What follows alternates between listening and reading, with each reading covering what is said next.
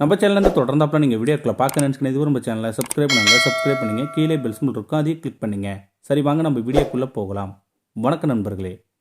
நம்ம ஊரில் உள்ள சின்ன ஹோட்டல் ஒன்றில் கையில் தூக்குவாளியுடன் ஒரு 10 வயது சின்ன குழந்தை, அண்ணா, அம்மா 10 இட்லி வாங்கி வர சொன்னாங்க, காசு நாளைக்கு தருவாங்களா என்றது. அந்த 10 வயது சின்ன குழந்தை. ஹோட்டல் முதலாளி சொன்னார், ஏற்கனவே கணக்கு நிறைய பாக்கி இருக்குமா, அம்மா கிட்ட சொல்லுமா, இப்போ வாங்கிட்டு போ, தூக்கு வலியத்தா, சாம்பார் ஊற்றி தரேன் என்றார் அந்த ஹோட்டல் முதலாளி. இட்லி பார்சலையும் சாம்பார் நிறைந்த தூக்கு வலியும் அந்த குழந்தையிடம் தருகிறார் புன்சிரிப்போடு அந்த ஹோட்டல் முதலாளி. குழந்தை, சரி, அம்மாட்ட சொல்கிறேன், போயிட்டு வரானே என்றபடியே குழந்தை புன்சிரிப்போடு கிளம்பி விட்டார். அந்த கடையில் நான் வாடிக்கையாய் சாப்பிடுவது வழக்கம்.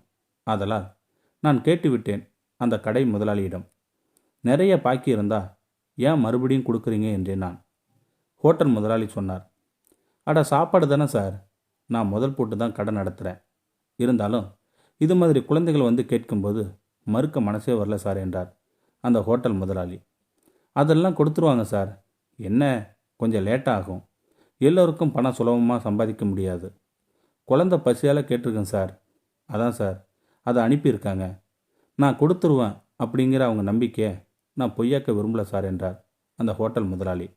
நான் உழைச்சி சம்பாதிக்கிற காசு சார், கட்டாயம் வந்துடும், அதுவும் இல்லாமல் இப்போதைக்கு அந்த குடும்பம் சாப்பிடுதில்ல, அதான் சார் முக்கியம் என்றார் அந்த ஹோட்டல் முதலாளி.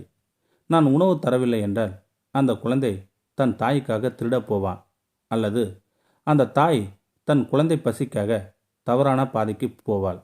ஆனால் என்ன நான் நஷ்டப்பட்டாலும் இப்போது நம் சமூகத்தில் நடக்க இருந்த 2 தவறுகளையும் தடுக்க முடிகிறது என்றார் அந்த புன்சிரிப்போடு அந்த ஹோட்டல் முதலாளி. பாக்கெட்டில் இருந்த பணம் அப்படி ஒன்றும் எனக்கு மதிப்பான விஷயமாக தெரியவே இல்லை என்றார். நான் அன்று அளவாகத்தான் சாப்பிட்டேன், ஆனால் மனது நிறைந்தது. இறைவன் பூமியில் இருக்கத்தான் செய்கிறார், நமக்கு தான் தெரியவே இல்லை. இந்த வீடியோ பற்றி கருத்தை கீழே இருக்கிற கமெண்ட் செக்ஷனில் சொல்லுங்கள். அப்படியே நம்மளுடைய சேனலை சப்ஸ்கிரைப் பண்ணுங்கள். கீழே பெல் சிம்பிள் இருக்கும், அதையும் கிளிக் பண்ணுங்கள். தேங்க்யூ ஃபார் வாட்சிங்.